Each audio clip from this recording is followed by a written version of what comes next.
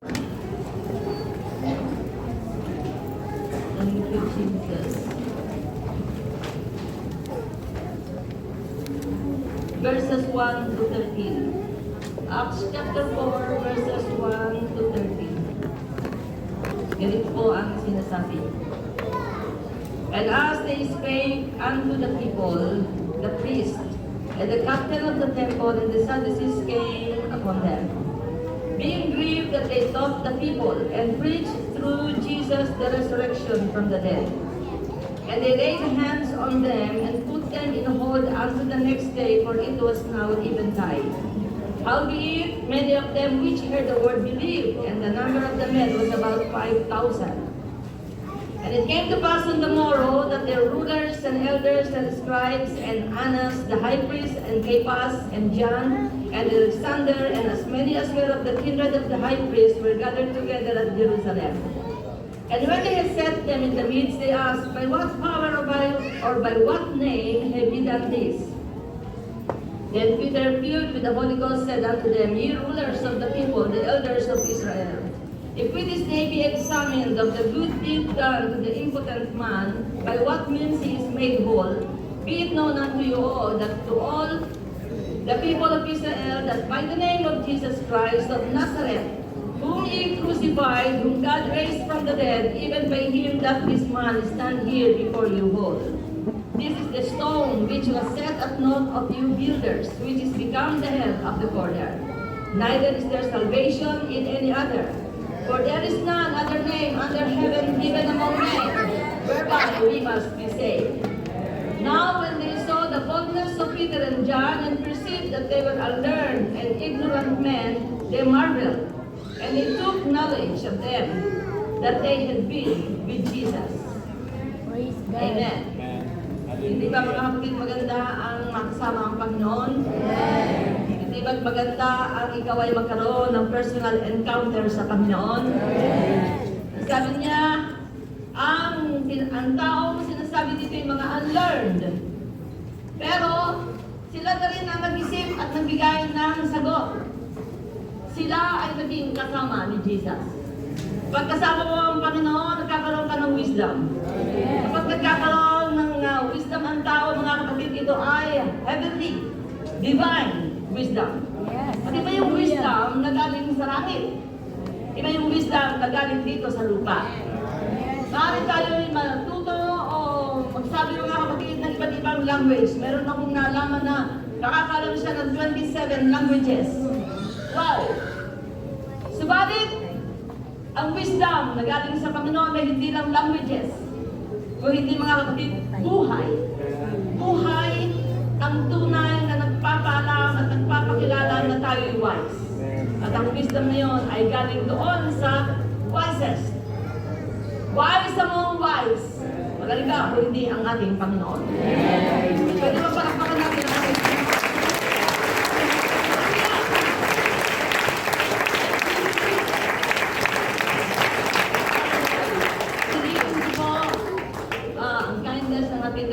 Pastor, pang-i-bless ako at ang salita ng Panginoon sa pamagitan mo.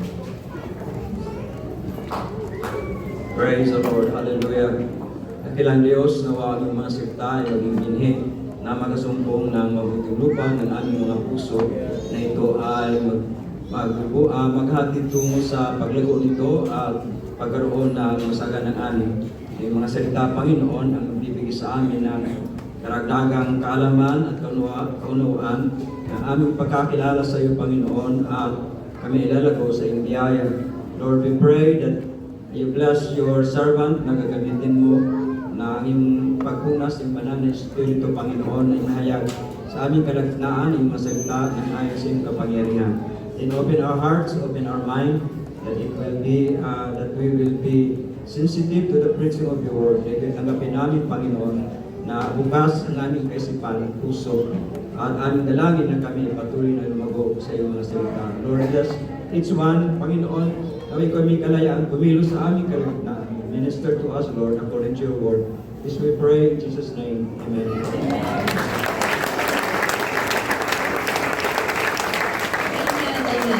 At pwede na po kayo maupo. Samantalang dadalhin po sa inyo ang salita ng Panginoon. And tayo Jesus, just a mention of your name. Hallelujah. Mga celebrities, mga doctors, sergeant, captain, general, sabihin natin na mga tao na kung saan mga kapatid ay nakagawa ng kanilang mga pangalan dito sa lupa. Mga pangalan na kung saan mga kapatid ay makikita natin at pinag-aaralan sa literature, sa world history, nakasulat ang kanilang pangalan maaari sa encyclopedia, at meron mga kapatid na ang mga tao yon ay ginagawa ng mga statue upang alalahanin at i-record ng buong mundo o ng mundong kanilang kinaroroonan o kinalalagyan o sinilangan upang alalahanin ang kanilang ginawa, upang huwag makalimutan ang kanilang pangalan. Pagaya mga kapatid ni Dr. Jose Rizal, hanggang ngayon mga kapatid ay kinikilala ang pangalan niya. At hindi lamang siya mga kapatid, kundi napakaraming tao dito sa lupa na kung saan mga kapatid ay kinikilala ng marami.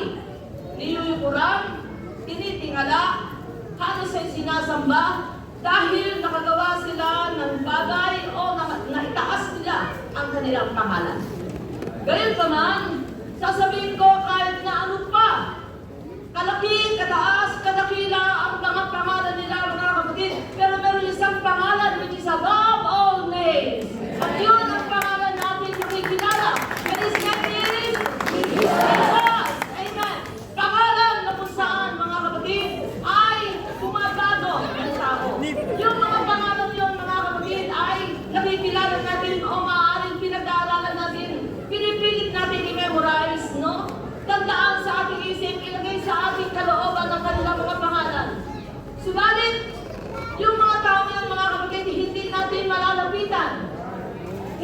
Hindi sila makiki-join sa atin.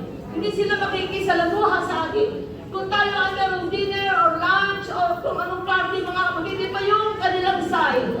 At di ba yung ating side na kalalagyan? Di ba? At hindi tayo makiki-join sa kanila, hindi tayo maka-approach. Dahil iba sila.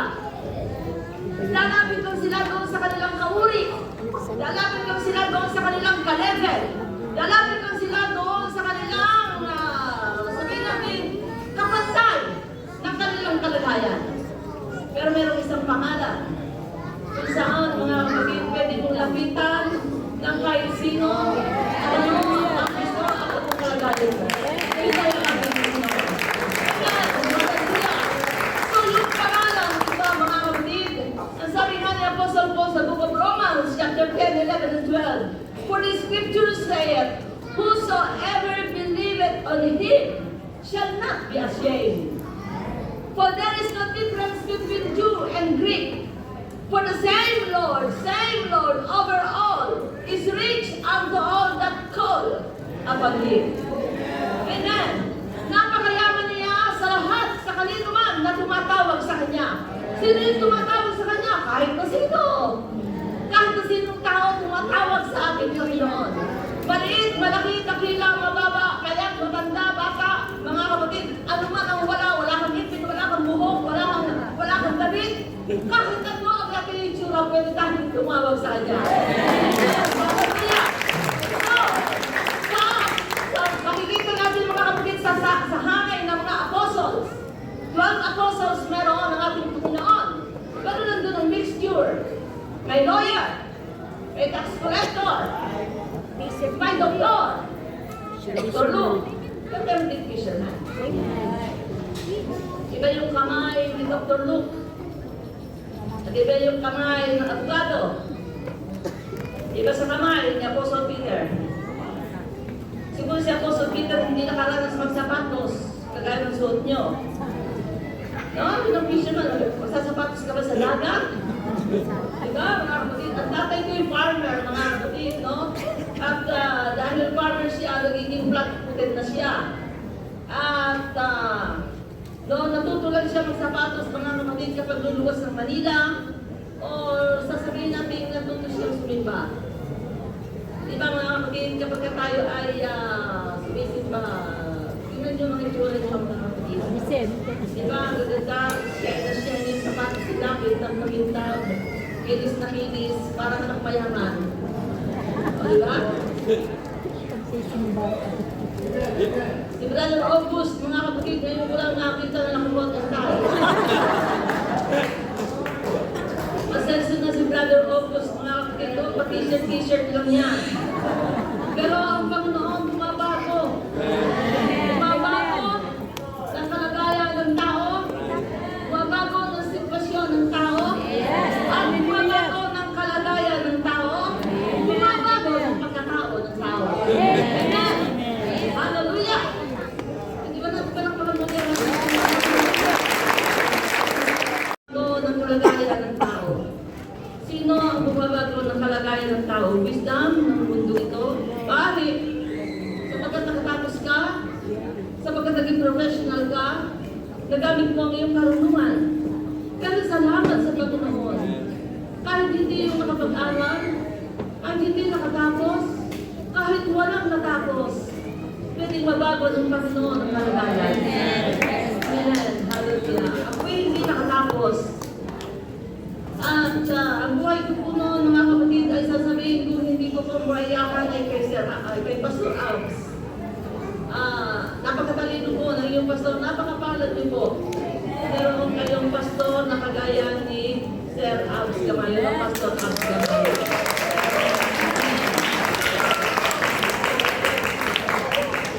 Hindi niyo po nalalaman, ipapalam ko, baka po mag-alis sa akin kahit ka mo titingin. Noong po siya nag-aaral, mga kapatid, hindi po namin nalalaman kung anong kinukuha niyang kurso.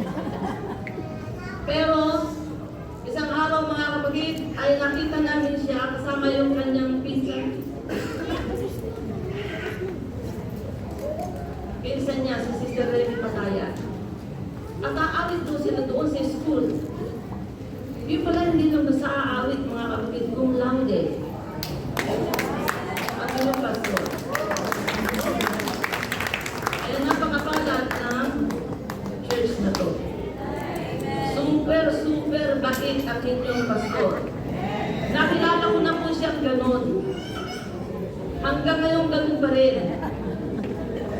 Ang ibig sabihin, hindi nagbabago yung kanyang pagalitan.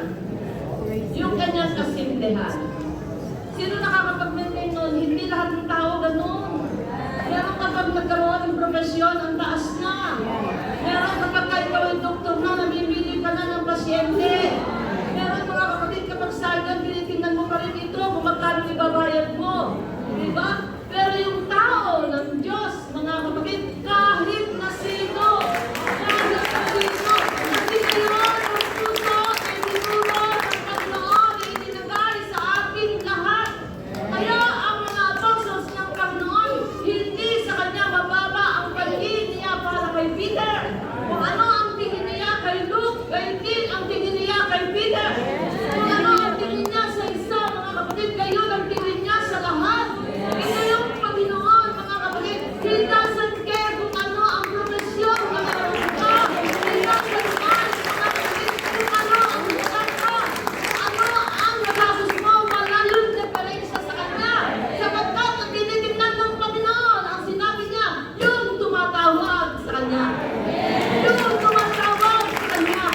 Pasalamat sa Panginoon, natutulan natin ang tumawag sa Panginoon. Amen. Hallelujah. Lagi ko po sinasabi, mga kapatid, ang Panginoon lang, sabi ko, nung ako po ay wala pa sa Panginoon, takot po akong maniwalay sa magulang ko. Parang kung hindi ko kaya mabuhay, na wala ang magulang ko. Kaya ang sabi ko sa Panginoon, Lord, kung merong mamamatay sa aming pamilya, unahin mo na ako. Dahil ayoko maiiwan ako. Hindi ko alam kung paano ako mabubuhay. Kasi po, nahiwalay ako sa pamilya ko at napakabait nung naging kaparehas ko sa buhay. Kaya nagkahiwalay kami. Kaya nang dalawa sa mga anak ko kasama ko, manugang isang ako, naririnig ko kasama ko. At lumaki po sila ng hindi ako kasama. Yung mga history na lang po yun na mapait. yung karuntong noon. At tinawag po ako ng Panginoon pagkatapos ng 2 taon. Tinuruan ako ng Panginoon na tumayo sa sarili kong paa. Na hindi aasa sa kanila. Pero ang tagal po yun. Nagpapastor na po ako sa Balayan na ang hirap-hirap ng aking naging karanasan. Ang hirap-hirap ng buhay. Imagine niyo mga kapatid, sa loob ng isang Sunday, magtatanggap ako ng tithes na 7 pesos. Ang kuryente ibabayaran sa isang buwan ay 70 pesos. Ang bahay ay 300 pesos. Una pa po nun sa palitin natin ngayon. No? Pero yung po mga panahon yun, napakamahal na po yun. At ang sabi ko, Panginoon, kami sumasala sa oras, paano po kukuhanin ng mga anak ko? Kung sarili ko, hindi ko kayang buhayin. Kaya sabi ko, Panginoon, pagbuhin mo ang sitwasyon ko. Kapag po ako yung umuwi sa Cavite, nananalangin pa ako ng pamasahe. Bibigyan ako ng Panginoon ng pamasahe, babalik ako sa Balayan, ito ang gawa ng parents ko. Meron akong isang kabang bigas, 50 kilos yun. Meron akong lutong ulam, may hilaw na ulam, may bar ng sabon, may kape, may asukal, may pera. Kompleto. Habang ako nakasakay ng PLTV, papunta ng Batangas, umiyak ako. Ang sabi ko, Panginoon, hanggang kailan ako ganito? Hanggang kailan ako laging ganito? Lagi ako nakasahod, alam niyo, parang akong pulubi. Lagi ako nakasahod. Uwi ako ng Cavite, alam na ng magulang ko kung ano ang dadalhin ko pabalik sa Balayan. Pero hindi alam ng magulang ko, ang sakit yun sa loob ko. Nahihiya ako sa kanila. At ang sabi ko, Panginoon, kung hindi mababago ang kalagayan ko dito sa Balayan, pag-abutin mo ko. At nanalangin ako makapag-abroad hanggang sa akin makapag-abroad. At doon po ako nakarating ng Paris. Kaya, natutunan ko naman ang tungkol ang kamay. Alam ko naman ang magbigay sa aking magulang. Diyos ay bumabago ng sitwasyon. At Diyos ay bumabago ng kalagayan ng aking tao. Kaya kung ano ang kalagayan nyo, kung meron kayong kalagayan na kagaya ko noon, ang Panginoon, just a mention of His name. Just a mention of His name. So, and always amazing. Ganon ang gawa ng ating Panginoon. Nagagamit niya ang doktor, nagagamit niya ang lawyer, nagagamit niya ang fisherman. Hindi ko ako matalinong tao. Pero dinala niya ako sa France. Nasabi ko, ano ba lingwahe ito? Ay, hirap pag-aralan. Isang taon na wala kaming alam to negosyo. Merci. Abwa. Ayan si Sister Herbie. No? Napakahirap po pag-aralan. Talagang kailangan magtuto ka sa school. Kaya kung hindi ka mag-i-school, ay talaga po ganun lang ang matututunan mo. Merci po wala. Pardon. So, ilan-ilan ng bagay mga kapatid, no? Pero, ang sabi ko sa Panginoon, Panginoon, dinala mo ako dito. Ang gusto ko sa Canada, dito mo ako dinala. Ang hirap-hirap na lingwahe nila. Mamamatay ako kung wala akong gawain na ibibigay ka. At nagbigay ang Panginoon ng gawain, kaya nabubuhay ako hanggang ngayon. Every situation. At kung magkaroon ng gawain mga kapatid, doon na ako nabuhay. Ang una, ako po'y nananalangin mag-isa. Umaawit mag-isa. Nagbabasa ng Bible mag-isa. Pumapalakpak mag-isa. Nagsaservice ako, nag-church ako mag-isa. Ang sabi ko, Panginoon, mamamatay ako kung ganito lang ng ganito. Bigyan mo ako ng gawain. At binigyan ako ng Panginoon ng gawain. Ang una po na binigay ng Panginoon, yung kapatid ko, nagdala po ng maraming kaluluwa. At maraming kaluluwa, kumunagin ko na pa. Dahil ang dinala niya, tomboy. Kasama ng tomboy. Tomboy. Kasama ng tomboy. Kung ilang pahalis po yun. Ang sabi ko, Lord, ano gagawin mo sa mga tao ko? Mababago pa sila, Panginoon. Wala na bang iba? Pero yun po, mga kapatid, dalawa doon sa kanila, yung inago ng Panginoon, kapatid ang kapatid ko, hallelujah. Yun po nagsimula ang gawain ng ating Panginoon. Kayo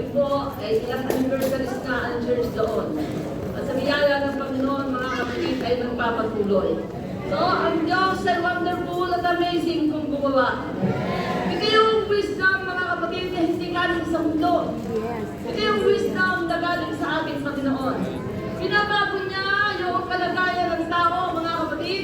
Binabago niya ang sitwasyon ng bawat tao. Binabago niya ang kondisyon ng buhay, mga kapatid, ng bawat tao, maging ang future nito. Ito. Pagdating sa future, mga kapatid, no? So, trabaho ako ng trabaho. Bible study.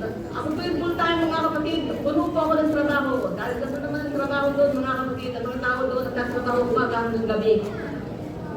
So, lumalabas po ako, nakalusuwebe ng gabi.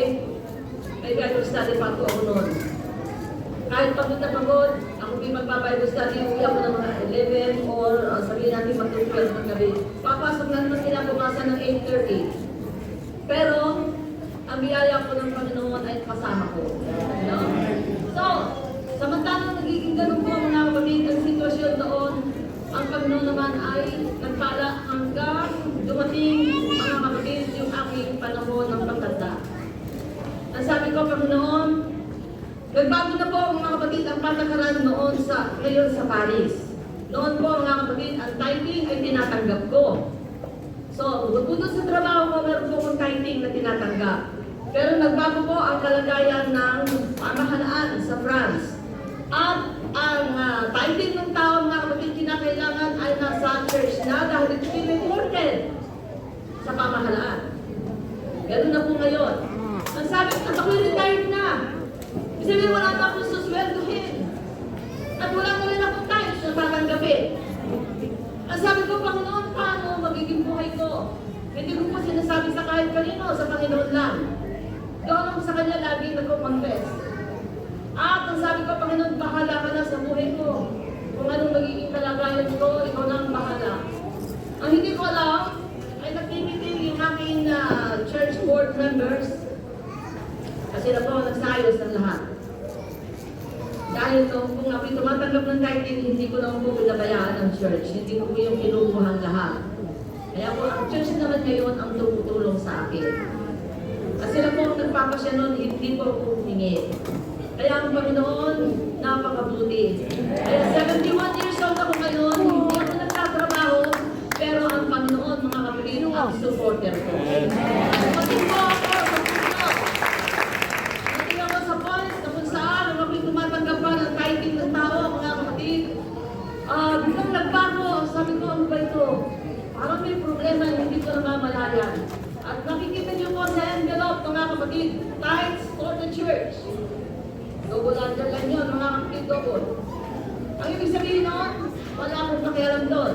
Ang sabi ng sekretary ko, Pastor, paano ba ito?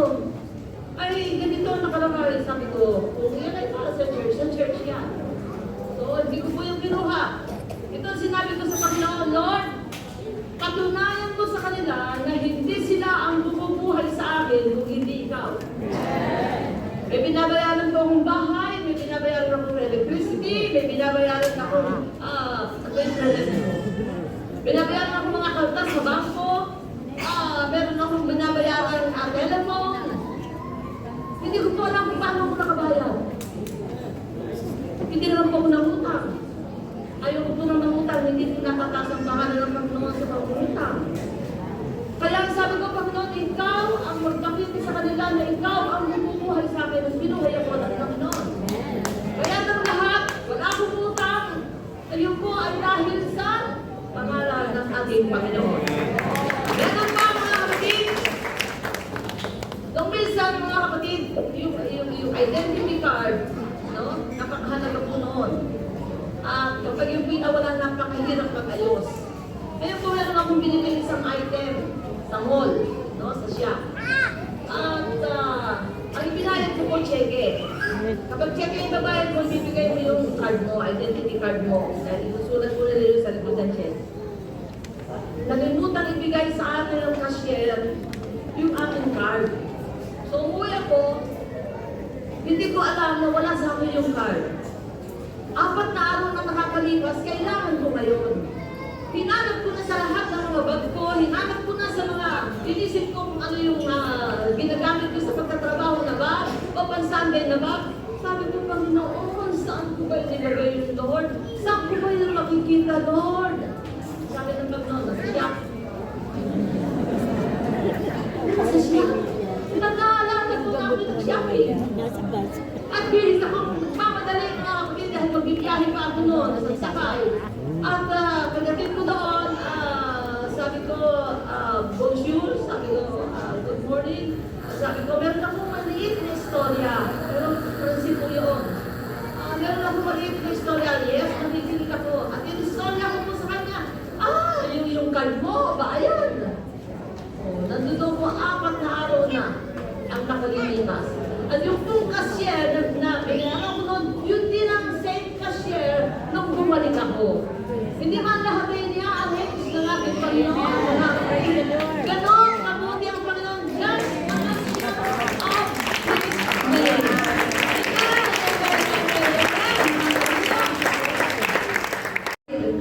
Ang sabi mga kapatid ng mga Pharisees na pinapersecute si Apostle Peter dahil doon sa layman na pinakakal niya at saka ni John. Ang sabi niya mga kapatid, did not we straightly commanded you that ye should not teach in this name? Eh kanino palang pangalan? Kanino palang pangalan ang ipapangalan natin?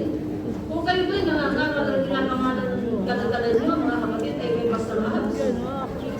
Kung kayo ba mga kapatid ay nagbabible study, pangalan nyo ay pinakikilala nyo? Kung ang inyong pangalan ay ipapangalan, ang sinasabi dito, hindi ba't matagal ko na yung kayo sinaway straightly na huwag ninyong ipangalan ang pangalan nito? Ay kaninong pangalan?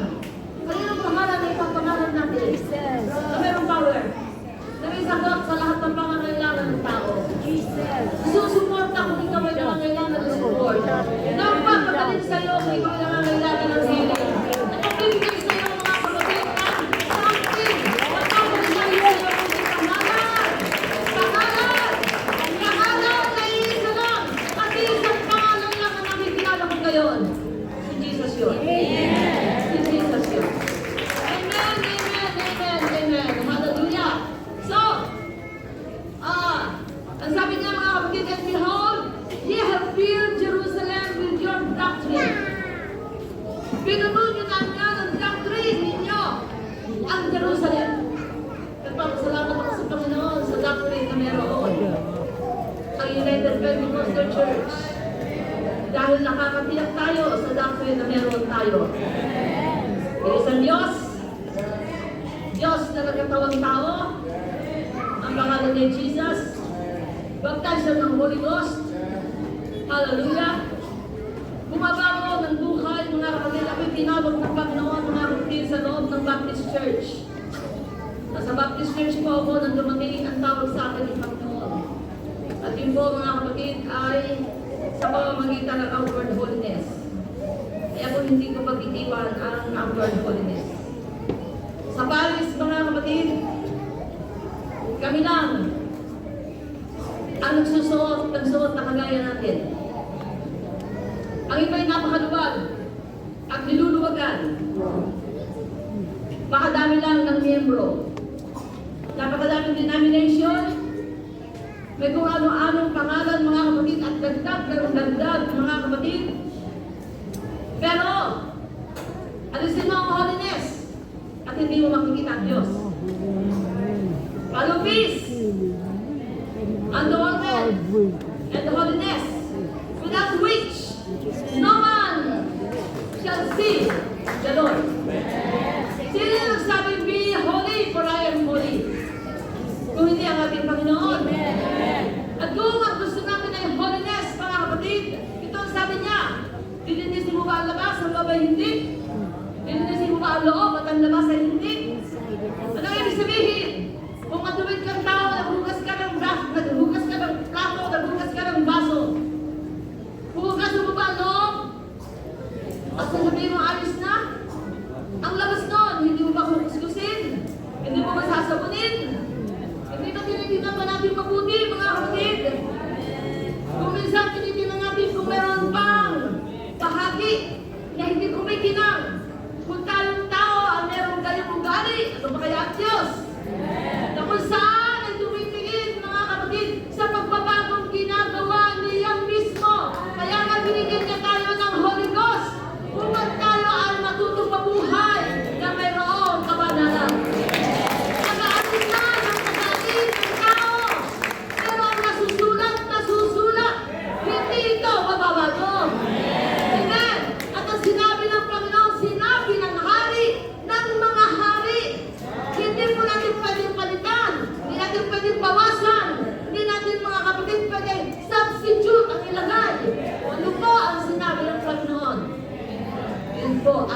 nasusulat. At ang karanasan ko'y ganito, Pastor, head pastor, taga-Lagrepa. Pastor, lady pastor. Assistant pastor, tatay ko. Galing kami sa church, sa amin silang bakit kakain. Ako nasa likod. Ang sabi ng head pastor doon sa pastor, hindi ko na babagitin ang pangalan. Ang sabi niya, Sister, bago ba hinahayaan mo ang mga babae, alis mo yung mga nakapagdaman, bakit yun? First baptism. Pagkarinig ko noon, mga kapatid, nagalit ako. Talaga ko na ko eh.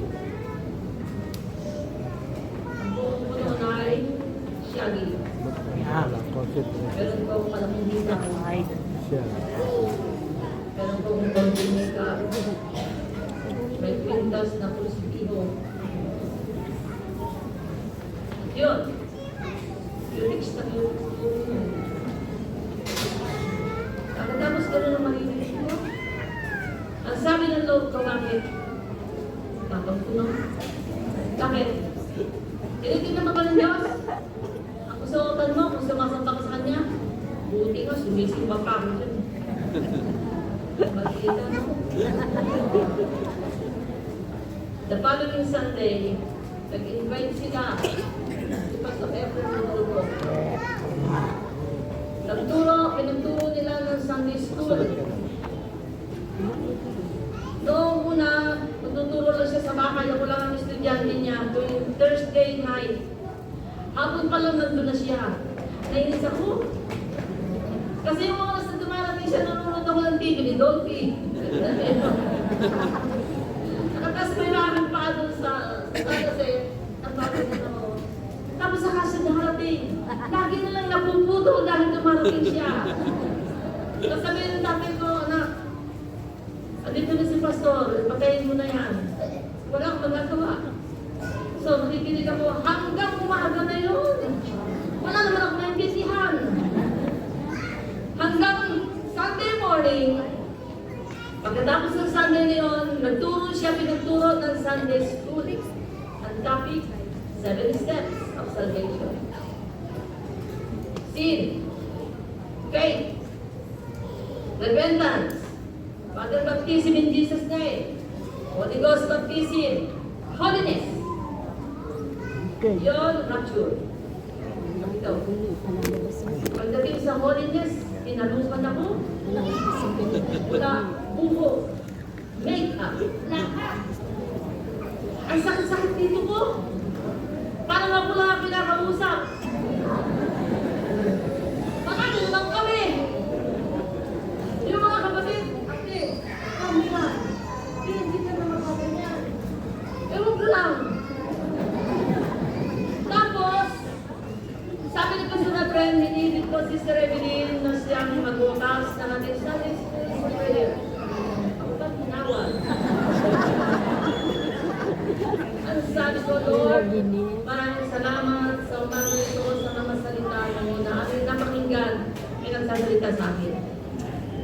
Yan ang sagot sa tanong mo nung nakaraang linggo. Yan ang sagot sa tanong mo nung nakaraang linggo.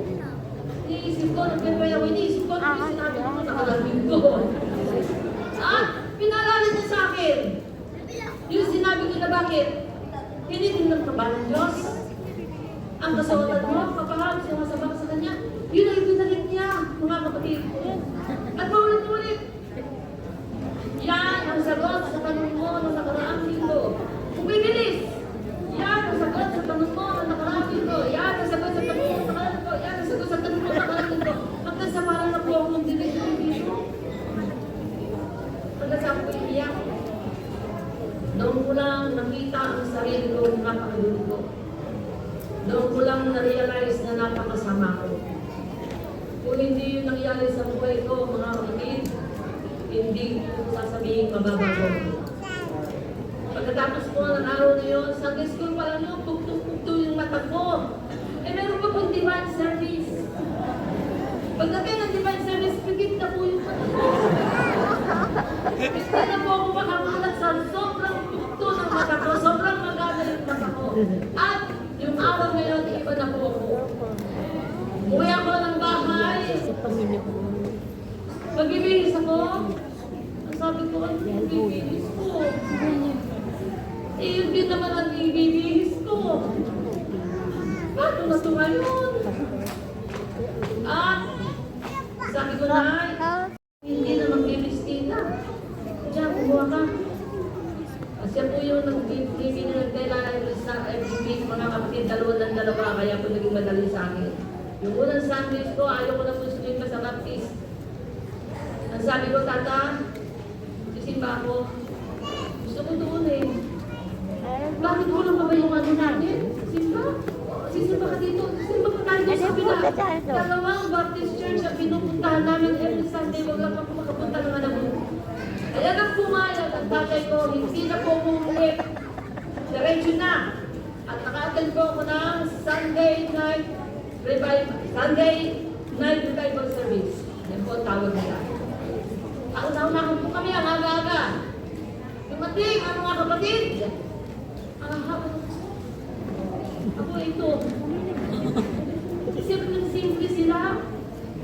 Tapos sila na po yung tsura ko, ang tingin ko sa sarili ko, demonyo. Hiyang-hiya po ako sa sarili ko.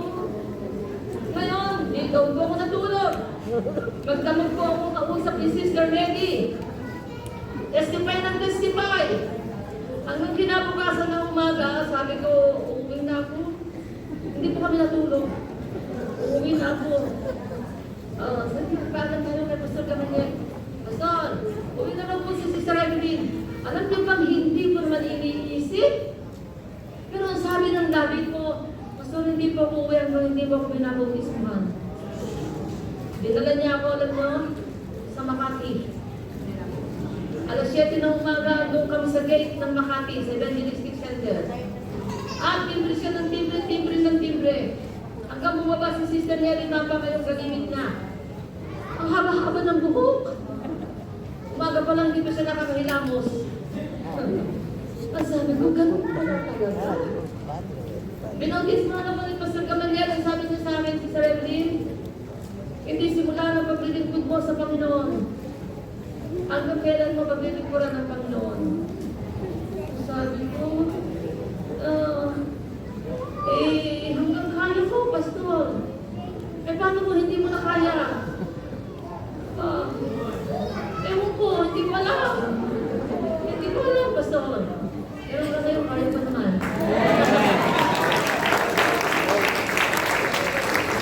Tinitulog ako. Kamay ang nayak. Iniahon. Ako ni sayang-sayang. Tutuwan mo ng puso ko. Tawagin ko si Jesus eh. Nasa Makati, ang sakay po kami ng JD Transit pa noon. Wala na yun ngayon. JD Transit, papunta daw sa terminal, papunta ng Naip. Awit ko ng awit. Sa alon lang. Pinatutunan ko sa Baptist. When we all get to heaven, what a day of rejoicing that will be. When we all see Jesus, we'll sing and shout the victory. Bilang po paulit-ulit. Hanggang makarating po ako ng bahay. Tulog lang ako. Kaya ako dito. Pinabukasan ng umaga. When we all get to heaven. Napansin ako ng father ko. Ang sabi niya, anak, kaya na ka nabautismuhan. Kasi nagigit pa ako water sa baptist, hindi ko nabautismuhan eh. Ayaw ko. Hindi ko alam kung bakit, pero ayaw ko. Ngayon, ang sabi ko,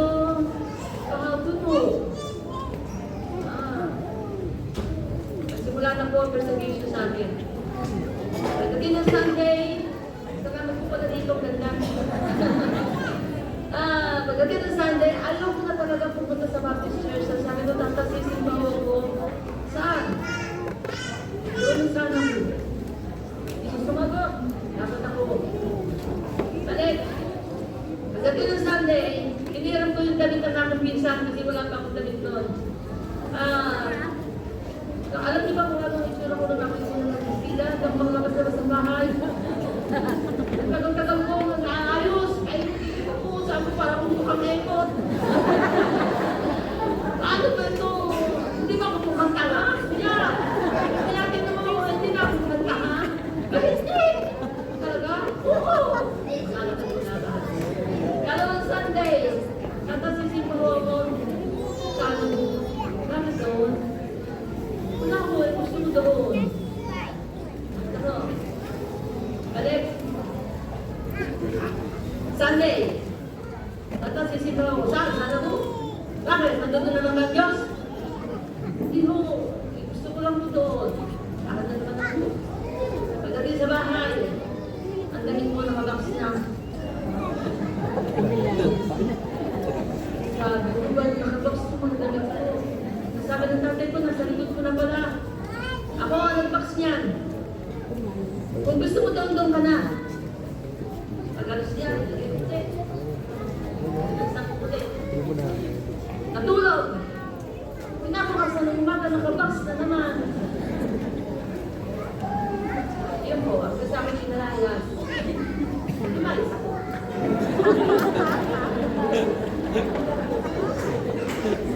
Pinalayas ako, hindi pinalayas ako, hindi lumayas ako. Sana ko umuwi, sana po.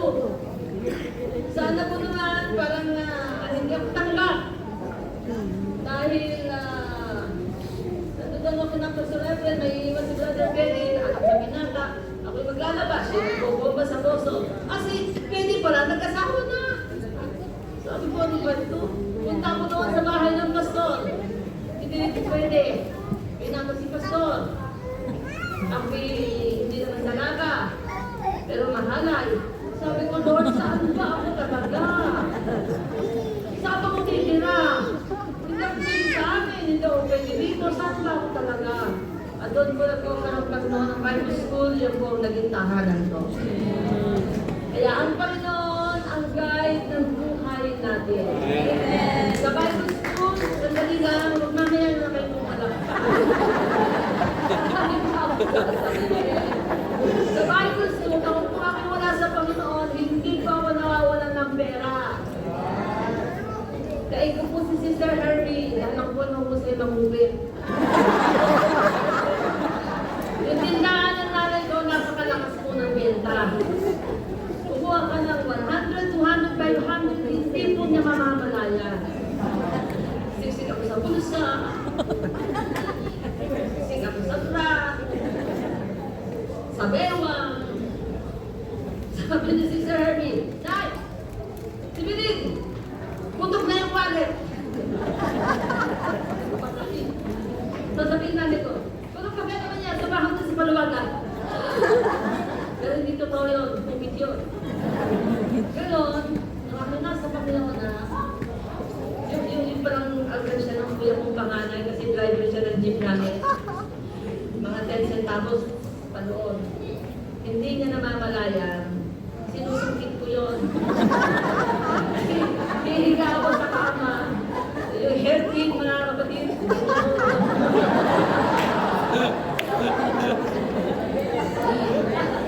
Sabi ng kuya ko, Nay, bakit huwag ka siya pag hindi bumibigat?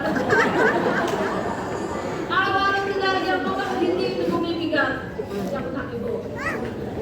Hanggang sa binawin niya, mga kapatid, hindi na ako makakuha. Nung ako nga sa Bible school na, wala na kong ganon. Siyempre, alas ka na, di ba? At wala na rin akong pera. Ngayon po doon sa Bible school, kapag weekend ka lang nakakapaglaba, wala po akong sabon. Una-una kami sa sambahayan, kailangan maaga ako, hindi makapagunahan kasi wala akong sabon. Ang sabi ko, Lord, wala akong sabon. Paano kung maglalaba? Dalawang five ko, Tagalog mo na kapatid, no? Ang tao sa church, mag-pray. Kasi may silong na baba. Sir Evelyn! Bakit? Wala pa muna ako sa naman yun. Kaklasmate ko. Sabi ko ba? Teka na ba? Ano naman? Pag-pray na ako. Kasi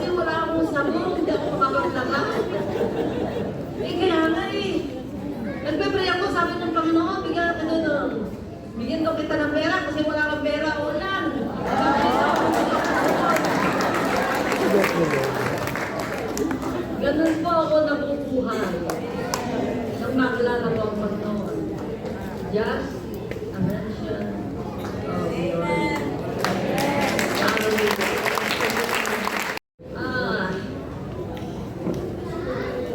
Nagkaroon po ako ng bahay at lupa. Tayo po libre. Kasi po ako yung nakakaitad na sabi ko sa Panginoon. Nasweldo na ako noon. Bayad doon, bayad dito, bayad kami-kabila. So, cash na lang. Hanggang sa akin, kaitad na. Masabi ko sa Panginoon, Lord, hindi ko na kayang kumuha pa ng bahay at lupa na buhulugan ko. Ng ilang taon. 10 years, 15 years, hindi ko nakakayanin yun. Panginoon, sabi ko, wala bang Chinese na mayaman? Hindi pa ako nagpipiro doon. Alam niyo kung bakit? Kung kasi si Brother Jimmy Sulit, kilala niyo? At saka isa si Sister Olive Montilla. Gustong-gusto mo nila magpakasal, hindi makasal-kasal, wala silang pera. Pero sila tinuturuan Chinese, ito yung kwento nila sa akin. Kaya sila nakasal. Nagturo sila Bible study one night. Sabi ng Chinese, Brother Jimmy, sandali lang ha. May pumahalin lang ako sa taas. Sige po. Binigyan, envelope. Ano po ito? Basta yan ay para sa inyo. Sige po, salamat. So, nag-taxi na yung dalawa, bawal sa YMCA. At, tinignan.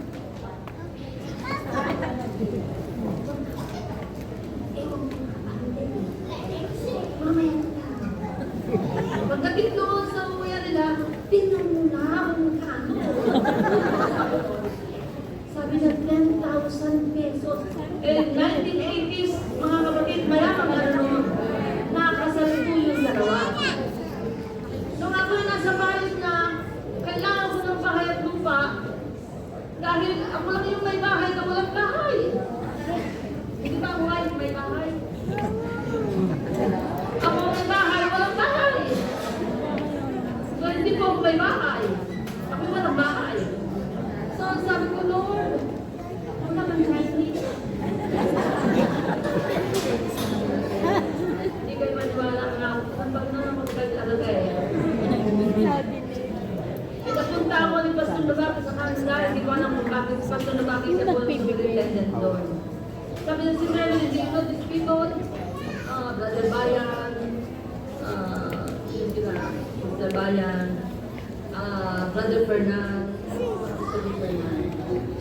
Yes, Pastor, I know them. They say hello to you. Sabi ko, good. Sabi niya, the following year, ganun na naman, nakita na naman niya. Oh, Sister Evelyn, I met these people again and they want to see you. Sabi ko, the Lord's willing, Pastor. The following year, kita na naman. Sabi ni Pastor Lubaki, Sister Evelyn, pumunta ka na doon. Hindi ko alam, Pastor. Pagkatapos na Sister Evelyn po lang, nagpadala siya ng flyers. Sabi niya, Filipino conference doon sa Toronto, pumunta ka. So, bakit ba gagawin ko doon? 1,000 euros ang pamasahe. Mahal kayo ng pamasahe. Pumunta ako. Hindi ko alam, Lord, ano ba gusto mong makita ko doon? Ano ba ituturo mo sa akin doon? Para saan ba ito kayo pinapupunta mo doon? Nag-attend ako ng conference, ganun lang naman. Bumalik ako, ganun lang naman. Ano ba yung pagpunta ko doon? Pero few months later, tumawag. So, sabi ng Panginoon, ipagpagawa na kita ng bahay. Ha? Sabi ko, sakit mo na. Mag-pray ka muna, mag-pray ka muna. Kasi hindi Chinese eh.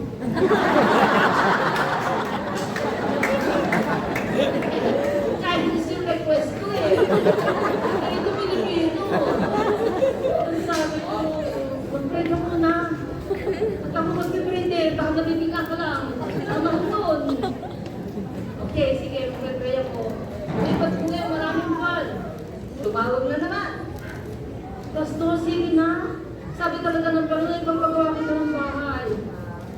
Sabi ko, teka, dagdagan ko pa yung prayer ko.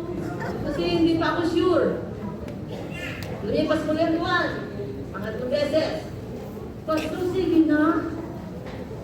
Pumayag ka na. Sinasabi talaga ng Panginoon, pagpagawa kita ng bahay. Hindi naman matatay yung bahay kung walang lupa. So binigyan niya pa ako ng lupa't bahay, yung pagdilitan ko ngayon sa Paranahan. 3.3 million. Wala po akong ginastos.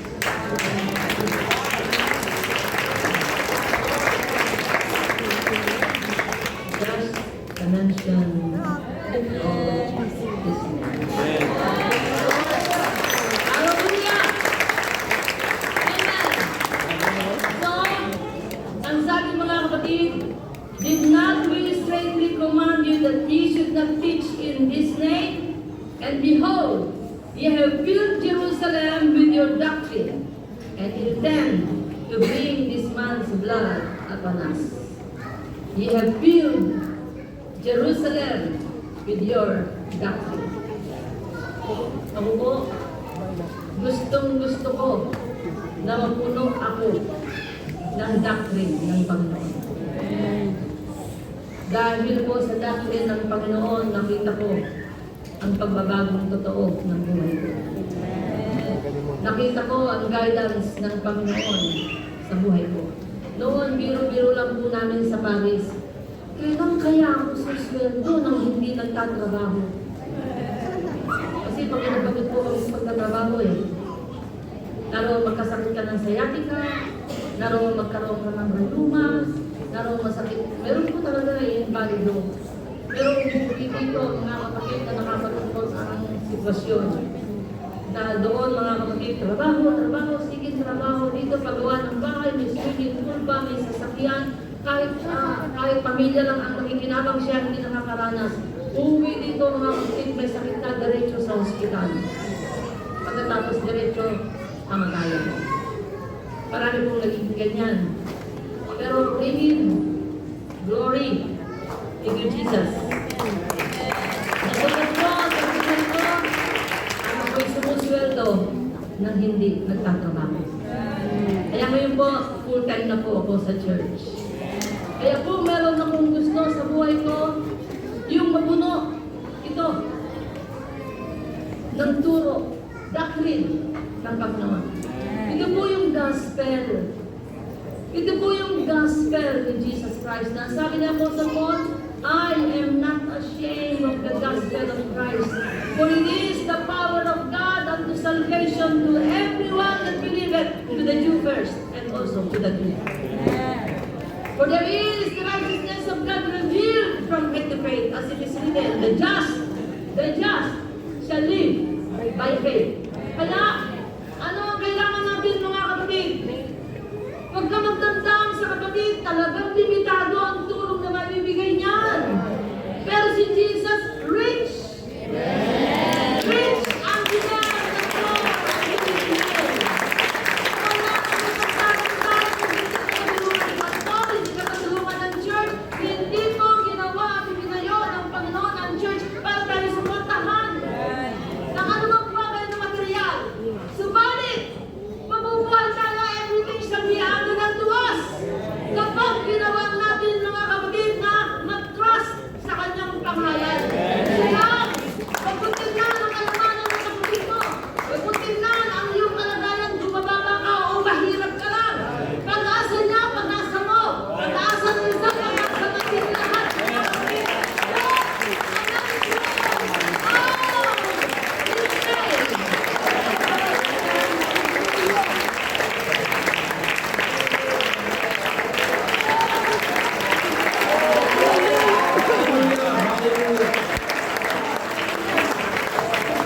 Praise the Lord. Hallelujah. Praise the Lord. Tayo lulog sa presensya ng Panginoon sa sama-samang panalangin. Kapatid ay nagpapasalamat na tayo nagkaroon ng kaunawaan sa kahalagahan ng pangalan ng Panginoon Kristo na pinakamarilag sa lahat ng mga pangalan. Amen. Na ang lahat ng tuhod ay luluhod, lahat ng labi ay magsasabi na siya ay Panginoon sa kalwalhati ng Ama.